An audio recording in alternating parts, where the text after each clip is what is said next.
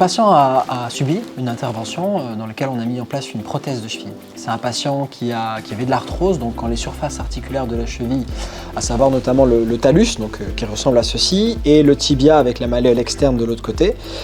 Donc cette articulation qui sert à la mobilité de cheville s'use, en général sur de l'arthrose, ce qui est le cas pour ce monsieur.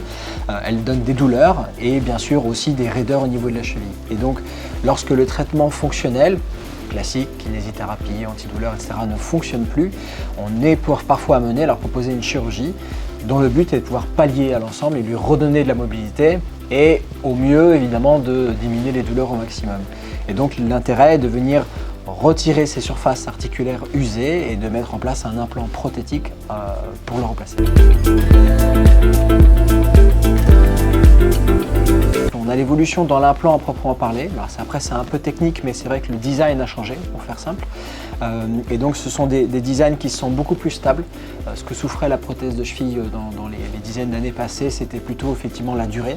Et ce qui change aussi, et là aussi ça existait déjà dans le genou par exemple, c'est qu'on peut avoir des implants sur mesure. Donc on fait un scanner au patient, ce qui va nous permettre de moduler en 3 dimensions son usure, sur sa cheville, pour faire simple. Et là-dessus, on va venir calquer de manière tridimensionnelle, de manière, on va dire, virtuelle, l'intervention qu'on va vouloir réaliser. Donc on est quelque chose de beaucoup plus précis.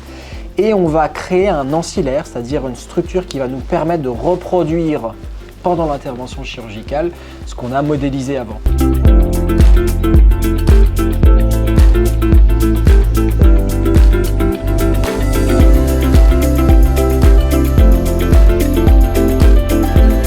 On a travaillé la chirurgie, mais on a travaillé l'ensemble du domaine préopératoire. Le scanner a été fait ici, en partenariat bien sûr avec la firme qui fournit la prothèse.